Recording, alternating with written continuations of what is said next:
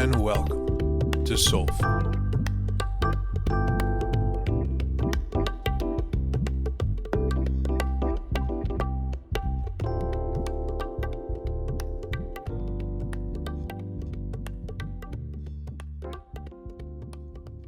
All right, and we're back with the third episode of the second wave of the podcast known as Soulful. Yeah, I'm feeling pretty good. It's nice to finally get these recorded. Oh, my name is Drew, or Andrew J. Assini, officially, with a little MA floating on the end, just to let you know that I went to school and learned some stuff. Still looking for that approval. Yeah. It's a journey, this authenticity thing. It's a journey for sure. And that's what we've been exploring and I've been sharing about here in the last couple episodes is, how I understand the core of authenticity, inauthenticity, how that potentially manifests in cool ways, but also not so cool ways. In the last episode, I was sharing about a lot of the influences upon us that condition us, program us, impact us from like the moment we're born. And it feels like most of them, most of the time, are trying to pull us away from our own intuitive, natural intelligence and intuition. But that being said, somehow miraculously, shreds of authenticity survive. And so it's a pretty cool thing to think about. And something that, a lot of us are investing in and breathing more life into and coming back to, right? Like an authentic experience and expression of who and what we really are. I mean, that's my trip. That's the journey I'm on. It's the journey a lot of folks that I walk with and work with are also on. It's a long, strange trip. It's a pretty cool one, too. I think it's a pretty neat way to spend a life. Well, yeah. I have a greater appreciation for it now. maybe not during earlier years or earlier periods of being lost in the sauce and in lots of pain. But now I have the ability to recognize and see the more full arc, right? Like stepping back and seeing a broader perspective and understanding how valuable and essential that pain is on the journey. And that is the topic for this episode. It's talking about the terrible, wonderful blessing of pain. And it really does be like that. Yeah. Pain is no fun when we're in it, but it tends to be really productive and really good at unlocking stuff. And from all of my years getting high, right, in drug addiction, it doesn't matter what we do or how much of what we do or how often we do what we do.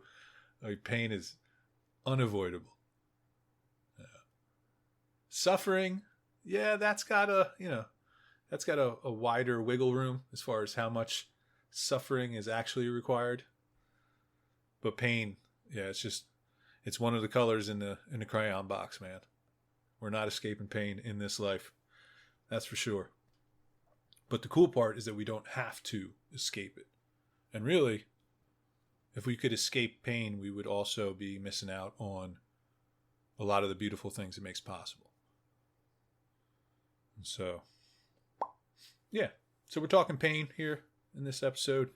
And I think, I'm going to share a couple moments in my life, snapshots, where pain then opened the door for beauty and grace.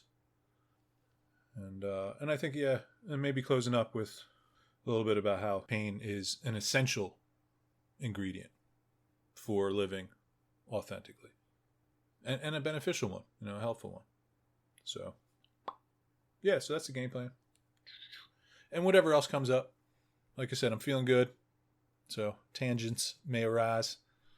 And I'm also Still got half a scrambled egg Corona brain. So we'll see how this goes. But all right, first story. Let's do that. Yeah, I think I got 3 stories. If I got time. Yeah, the plan is to share 3 mini stories with you, but also keep this in our usual 30 to 40 minute range. So we'll see how that goes. So first story is about hitting bottom in active addiction.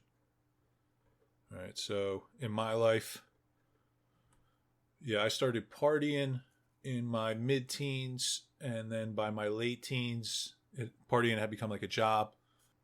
And then the last couple of years were just hell. But I'd say from like 17 to 24 was the prime zone where I was substance infused most of the time.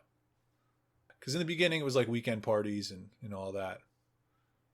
And then things escalated. And so after spending a couple years where the substances or the behavior patterns related to the substances, however you want to understand it, were running the show, right? Like I had done enough relief seeking through substances and behaviors that I had created habitual patterns of relief seeking, also known as addiction. And and those patterns were running the show. Yeah, and that, as you can guess, got progressively worse and more painful. And finally, I feel like I hit multiple bottoms. And I actually did some of my master's degree research on like what is it that makes a bottom enough to then create new movement or a new direction. And I couldn't figure it out. I think that's part of the mystery of life. It's like what actually cracks us open, or what actually is the bottom that creates new direction or new momentum is a mystery until it's like our painful reality. And so I hit multiple bottoms and then finally cracked open. The short version of that story is I was in jail, needed to be bailed out, called home, and like heard my mom on the phone thinking that she was getting like the call from the police station that something terrible had happened to her son. So I like heard my mom's voice drop and change to like prepare herself for terrible news. And and that cut right through me in a way that is hard to adequately express. But it was just like something in the tone of her voice registered deep in my being, and then was like the final blow, and I shattered. And I still got high for a little while after that because I didn't know anything but getting high, but I knew in that moment that something new was becoming. So a couple months later, I wound up in recovery. And as a result of being introduced to recovery, I am where I am today. If it hadn't been for the immense amount of pain that I was in during, especially the end of active addiction, where it was like waking up, immediately needing to get high. As soon as I got high, not wanting to be high anymore because I knew getting high was ruining my life. So I desperately wanted to be sober and clean so that I could start doing something different. But then as soon as I started to get sober, the immensity of the pain and the pile of things I had pushed off was just so overwhelming that I would immediately then go back to the substance. It felt like I was being torn apart from the inside, as I would be like catapulted back and forth between being high and wanting to be clean, and then being clean and wanting to be high. It was awful. I say it with a laugh now because, I'm far enough away from it. I've told the story enough, but not fun, not recommended. But if it wasn't for that pain, like that depth of despair and angst and hell, there's no way that I would have been open to the suggestion to go try therapy again and then to go try these 12-step meetings. But because of the pain, I was sufficiently cooked, broken open, available, willing to listen, and then took some of the suggestions, and a whole new life blossomed. And as a result of plugging into the recovery process or the healing process, however you want to understand it. Yeah, I mean, I'm in a totally different place now. Over 18 years. I mean, I got the relationships back in my life, like my family back. I went back to school. I got degrees. I got a career. I started helping other people, working in the addiction treatment field. Yeah, I've gotten to travel the world. Yeah, it's just overwhelming how cool the trip has been as a result of the pain that came, at the end of addiction. And yeah, I can clearly share, like, it's very clear for me that there's no way I would have been open to the beginning of this new path if it wasn't for the pain of the end of addiction. So yeah, it feels good. So there's one story where pain, not fun, terrible, was actually a wonderful blessing for what it made possible and opened up. Yeah. And again, and I said this before, but I think it's important. Like, when we are in pain, I don't know that I would like suggest you get grateful or like try to force an appreciation. Like, just don't act on the pain in ways that will create more pain and bullshit, right? Like, just survive the painful moment. And then later you'll be able to recognize and witness the bigger scope, the bigger ebb and flow of life. So yeah, because like now, 18 years later, now I have a little bit of awareness in the moment when I am in pain that this will most likely open up something cool later. But that's taken like, yeah, multiple rounds of pain to have even a little bit of awareness in the moment. So yeah, so that feels important to say. All right, second story of pain being a terrible, wonderful blessing. So with about 8 and change years clean, in recovery, invested in my healing process, I had become socially acceptable. I had the apartment and the car and the job and was dating, and essentially I was doing everything according to the checklist of life that had been prescribed to me by the other peoples, and and I was miserable. All right. I was 8.5 years into the recovery process, so I had done all the recovery stuff. I'd worked the steps, years of therapy. I was doing meditation, yoga. Like, I was doing all the things that had been offered. And I looked good and shiny on the outside, but on the inside, I was irritable and miserable and cranky and critical of myself and others. I had a very I'd done a lot of work on self-awareness, but not a lot of energy had been invested in self-compassion or any kind of compassion, really. So I was like hyper aware with not a lot of softness. And so either internally, like towards myself, or externally towards other folks, I could cut sharp quick. And, and that didn't necessarily help relationships or job situations or, any of that. But anywho, I was in a place where I looked shiny on the outside, but I felt hollow on the inside. And then I got kidney stones. And they gave me meds. They gave me opiates for the kidney stones. And it was like the second time. Yeah. It was the second time I had kidney stones. So the first time was in grad school. Yeah, and I handled that with a lot of mindfulness, a lot of presence.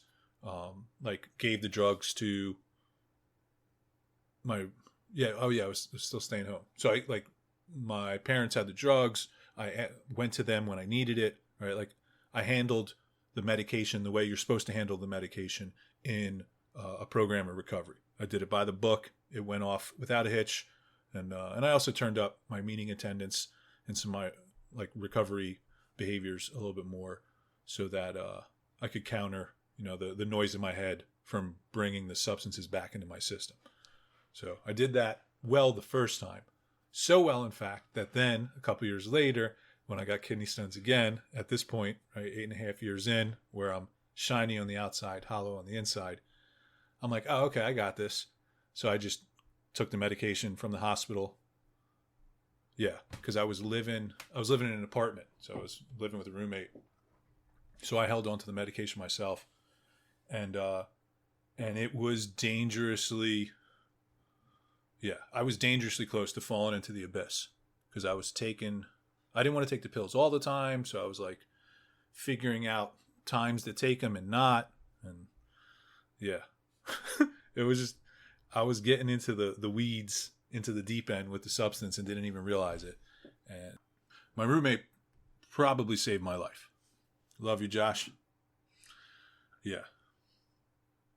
Because if I had been alone, I probably would have fallen in the deep end. And then I'm not here chatting with you today. But so that close call with the meds from the kidney stones then was like the big moment that then brought my attention to like, oh wow, like something ain't right here. I'm not doing as well as I think, or as I think I look. And so then that opened the door for me to go to the jungle and sit with ayahuasca for the first time, which in and of itself was also occasionally tremendously painful.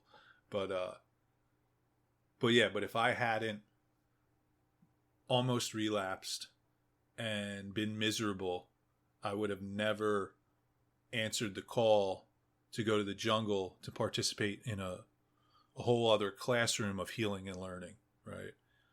And then I wouldn't have had my whole life blown up in one version so that another version could emerge. So like, yeah, the pain of being socially acceptable but still not finding any peace then made it possible for me to take the leap of faith to go to the jungle and participate in a plant medicine ceremony, which was really like against the rules for abstinence-based 12-step recovery. Like if I wasn't in pain, I wouldn't have taken the leap. And then would have missed out. Well, I would have never missed out because this is how it played out. But because of the pain, then I was willing to take the leap. And then, I learned so much about myself that summer in the jungle. There's a lot of healing, a lot of crying, a lot of puking, a lot of releasing. And, And originally I was going to go on like a world tour where I was going to travel a little bit. But instead, when I was done that summer, I took all the money that I had and I came back and I decided, okay, I'm not going to be socially acceptable. I'm going to be Drew acceptable, and I'm going to create my life according to what feels true for me. And that was the beginning of the center that I opened in New Jersey, Sama Vayama Wellbeing. Rest in peace. Shout out to Sama. Some of y'all know about them Sama days. Some of y'all were, really beautiful parts of the Sama days. So essentially, I get to open a center and begin to facilitate learning and healing on my own terms because of the learning and the growth that happened in the jungle that summer, because of the pain that I was in before that. And again, with ayahuasca, like, that's not always an easy experience, as some of y'all know. You got to hang out and face and deal with some demons in some of them ceremonies. But again, like, beautiful examples of pain being, a wonderful blessing, and then opening up a really cool experience on the back end. All right. I think I got enough gas in the tank to give you the third story here. Let me check the time. Yeah, we're good. Also, though, I can feel my energy starting to wane or wax. I don't know. I know you wax on and wax off, but I think your energy wanes when it goes down. But that's what's happening for me. and I can hear it in my throat too. But all right, third story. Hopefully that last one wasn't too much of a rambler. But the third time in my life when pain preceded, I'm trying to think of another P word. when pain preceded, that's not pleasure. It's like peace or purpose, maybe. I don't know. I can also use words that don't start with P. Yeah. So third story of when pain was a blessing and opened up something really cool was actually the end of my center years in New Jersey. So coming back from spending the summer in Peru with ayahuasca, I then opened that fall Samavayama Wellbeing, right, which is a holistic learning center. And then I did my substance abuse counseling services out of that. And yeah, just beautiful time in my life, a beautiful season. I was also teaching across the street at the university too. Yeah, that was a cool time. But we'll hit fast forward. So the small center grows and blossoms and then becomes a bigger center, which we had high hopes and short ropes. There you go. Once we grew into the bigger center, there were a bunch of cracks in the foundation that got exposed of the community and the culture and how things were running. And so about a year after moving to the big center, it imploded. And and that was a really like heavy, dark period of my life. Because at that time, essentially my like dream that was birthed in the jungles of Peru that I had come back and brought to life in New Jersey, right? This like spiritual consciousness center in suburban New Jersey, right? And it had blossomed and it was doing awesome. And I had gone like full yogi. I didn't wear shoes anymore. My hair was long. My beard was big. It was an era. It was a period.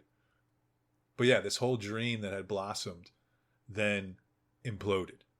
And and it felt like the weight of all that just crushed me. And so there was a period of time where I didn't leave the house. I didn't turn lights on. I was taking depression naps by noon. I wasn't showering. I wasn't returning phone calls. Yeah, it got pretty dark, pretty heavy. And then I think I was like stress applying to jobs. Does anybody else do that? I do that. Like when I'm stressing, I'll just apply to like random, or in the past it would be counseling jobs or teaching jobs. Yeah. I wonder if anybody else does that. But I had done that, in the bleakness of that fall, that winter.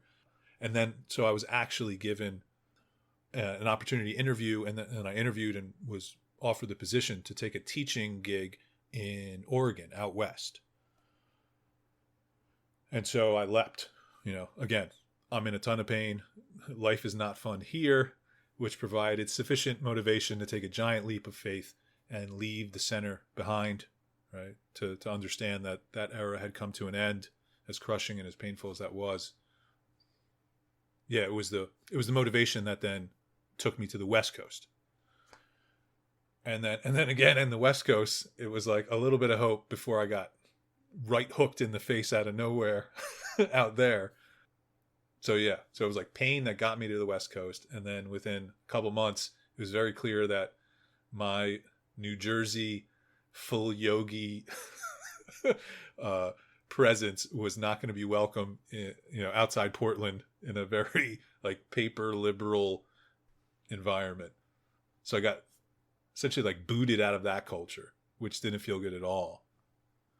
Yeah, I remember that sucking, because it was like I already had been like broken and beaten up with the center, and then I literally moved across the country and then didn't fit in there. And so it was like another bottom, like back-to-back bottoms. The universe does that with me too. I wonder if y'all can relate. Like it like okie dokes me. It makes me think I'm going in one direction, and then it hits me with like a haymaker out of nowhere. But it'll hit me with like two haymakers, or like a haymaker and then an uppercut. It's like two big hits in a row that just totally blast me. And that's apparently what's needed for me to get out of my own bullshit and then be available for, new adventures. And so that's what happened. Yeah, the center implodes. I go out to Oregon. That opportunity crumbles. And and I'm kind of like, what's going on? There's like despair again. Yeah, I remember I went on a road trip to the Pacific Coast. Yeah. Yeah, that was another rough weekend. But the way it worked out, essentially the school gave me the rest of my yearly paycheck to disappear. And I don't need to get into the to the details of that. Maybe someday, but essentially I was offered like half my yearly salary in one lump sum payment. And so all of a sudden, yeah, I was like, I had no job, nothing to do for the future, and a bunch of money in the bank account. And my wonderful inspirational idea was, it's time for the RV. It's time to hit the road. And so I did.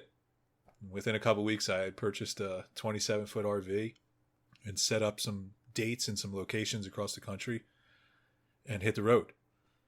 And so once again, the pain and the anguish made it possible for a new experience to be born. Yeah, and that was the beginning of my nomad years. I drove across the country from Oregon to New York, New Jersey, and then from Jersey down to New Orleans. For 6 months, I lived in the RV and just drove across the country. I actually got to ride the color change down the East Coast, right? Like the foliage change, which was really beautiful.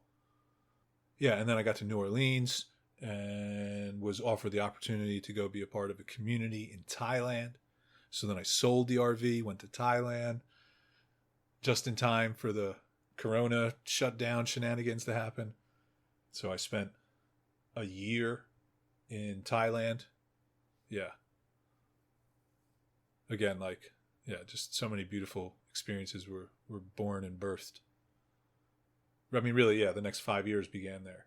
Because then I'm in Thailand, then I'm back in the States for a little bit, then I'm in South America. Yeah.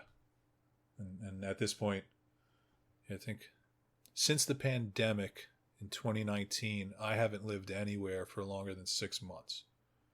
And I've gotten to live in 11 countries on 4 continents. Yeah, and it's been amazing. It's been so cool to travel. And not like quick travel, but like hang out in cultures all over the world. Like get to know the local laundry people, get to know the local grocery people, or the local stores. Yeah, traveling. You'll be hearing a lot about traveling stories, because that's been an education and an experience like none other. And again, there's no way that I take the leap into buying an RV and traveling if I hadn't encountered that like double hit of pain, right? The center implodes and then the teaching gig doesn't work out. And so I had the motivation necessary to make the leap of faith into the abyss, and and then be pleasantly surprised and rewarded. And so at this point in the game, right, with those 3 experiences, but also, who knows how many others, it's become a lot easier to lean in and let go and trust life and trust intuition and, just let the ride unfold. And so pain has taught me how to let go and how to trust and how to be wonderfully surprised. And so, I think there's probably a lot of suffering that I have avoided in recent years because I've learned how to trust life because of how pain has shown up in my life. Like I don't need to struggle as much anymore because I'm willing to let go sooner and trust earlier. And trust myself, right? Like not trying to manipulate and figure everything out all the time, but instead just being available to listen to my own intuitive hits and trust it and take the leap and go on the adventure. And I think that's been,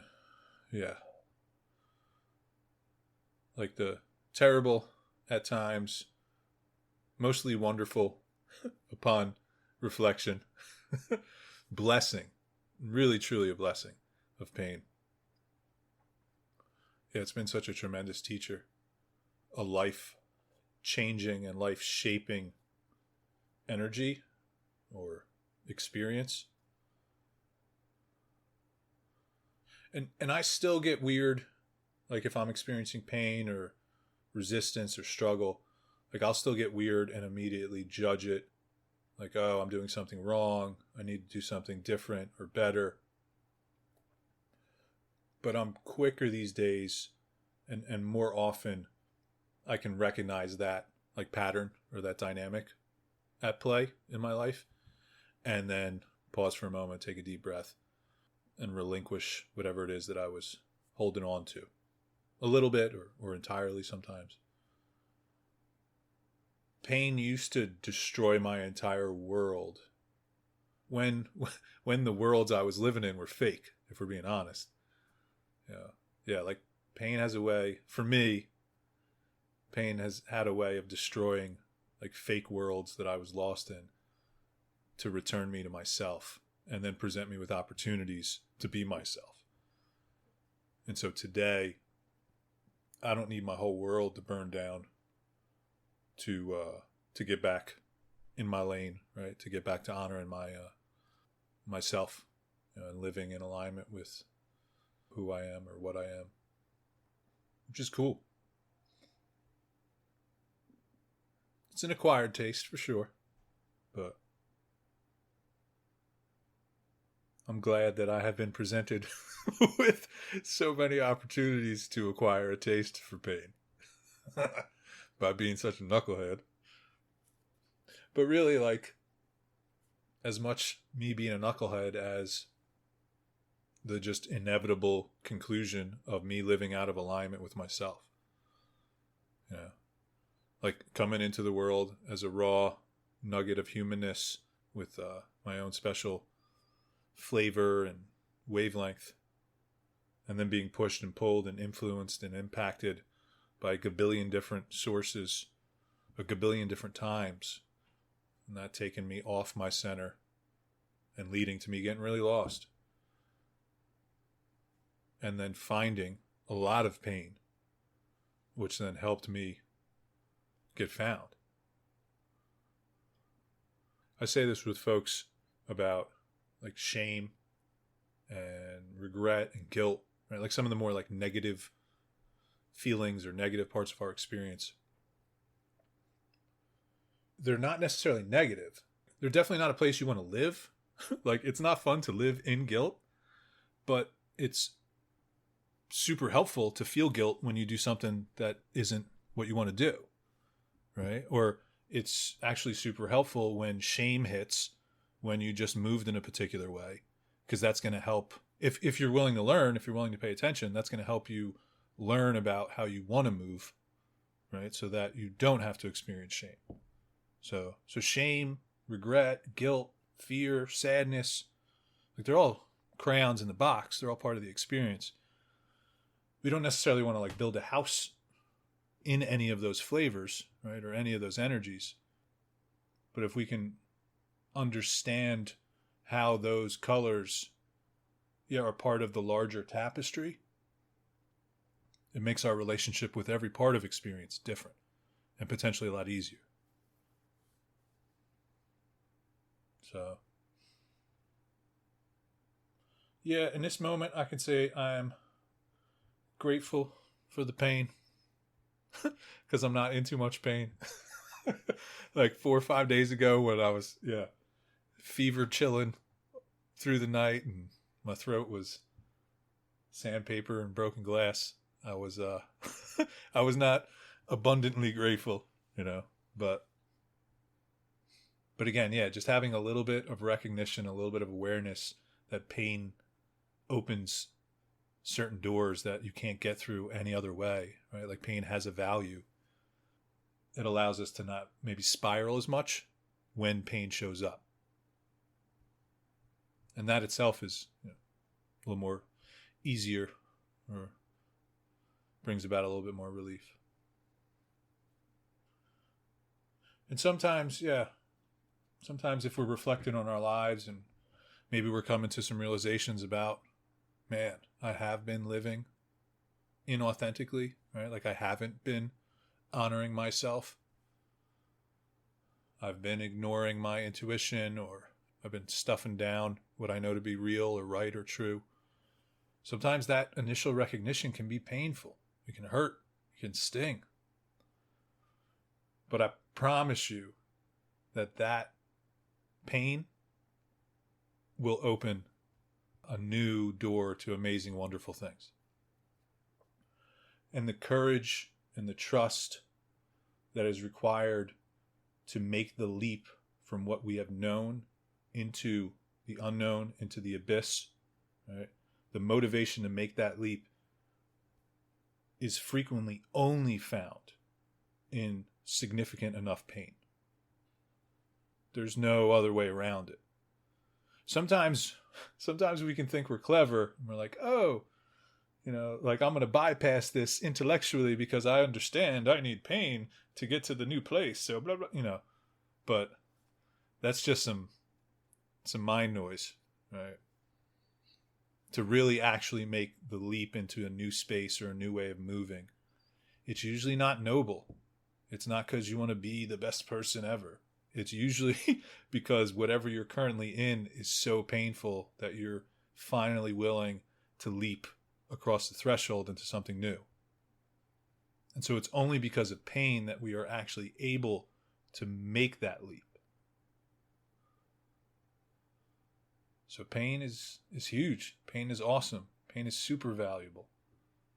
It's not fun, but it's not something that we should run away from either. It's also not something you should run towards. I know some people, and I did this for a while too.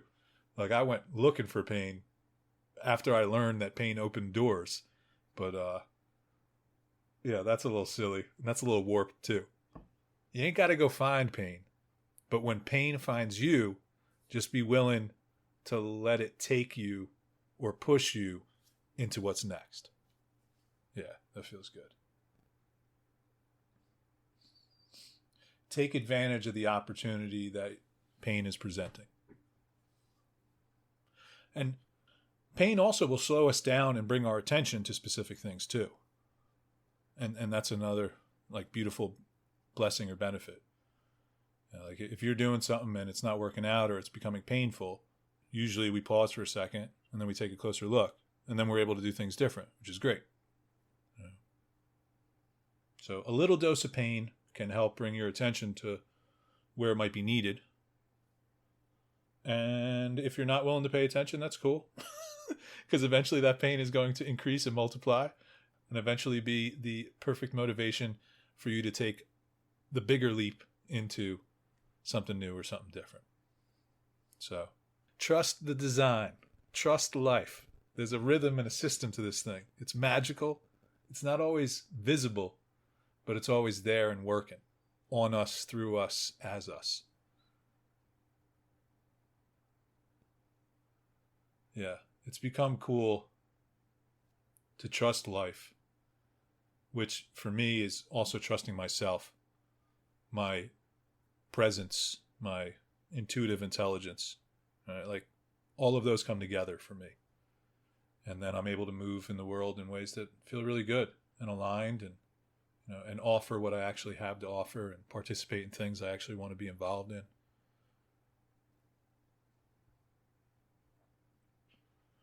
And the place I'm in at this point in my life, it would have never been possible if I hadn't been moved by pain on several occasions to take big leaps or make big moves.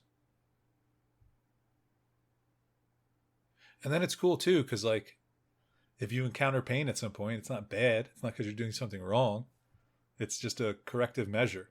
It's the universe literally looking out for you. or a life looking out for itself. If we're moving authentically, we're doing well, that's great. And then maybe we zig a little bit when we could have zagged, right? Or we make the decision with our head instead of our gut. And then a couple steps down the road, bang, there's a hit of guilt, or bang, there's a hit of shame, or bang, there's a hit of pain, right? That's a corrective measure. That's like, hey, yo, psst, come on back. Come on back to trusting what you know is, right? And the beautiful thing is that if you don't listen the first time, pain's just going to get louder, you know? So really, life is conspiring in your favor at all times to help you be the awesome, cool, amazing you that you are. And if you're being silly and you're not being that, then yeah, it might not feel too good when you get corrected. But yeah, we can learn how to let go, trust life, and recognize the opportunity that pain provides us.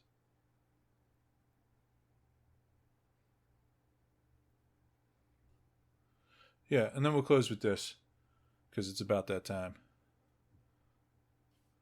Just recognizing that, again, if you're early in a process of healing or recovery or awakening or authenticity, or maybe you're well into that process and you see some stuff that, yeah, don't feel great, that kind of shakes you to your core. Just remembering that, like, the pain that comes with a certain level of recognition, yeah, it's totally necessary to then help us move in a new way that's more aligned, right? That allows us to live more authentically.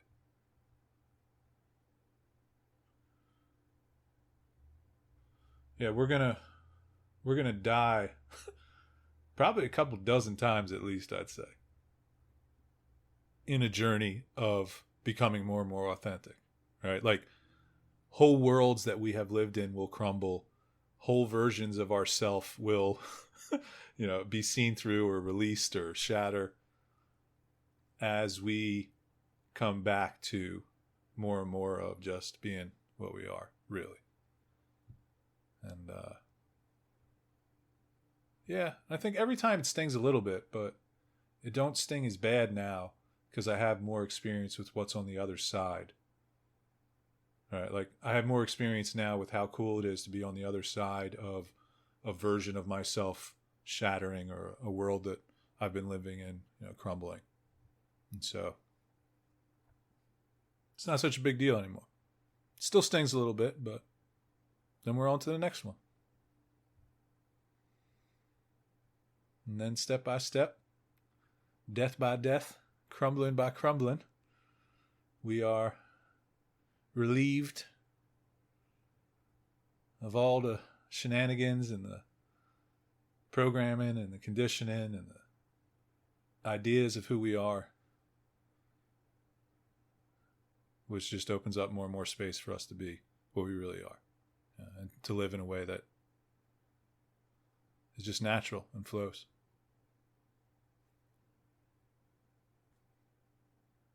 All right.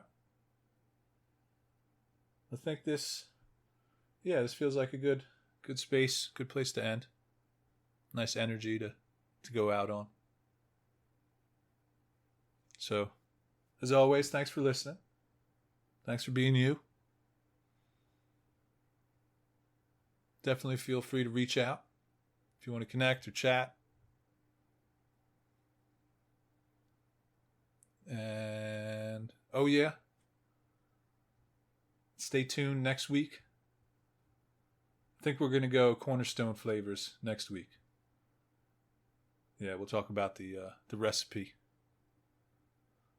for living authentically. And also remember, mark your calendars. Tuesday, July 9th, the Cornerstones book will be officially available. I'm sure I'll share that a couple more times next week. Yeah. All right. That's all, folks. Be gentle with yourselves and each other. And I will see you a little further down the road.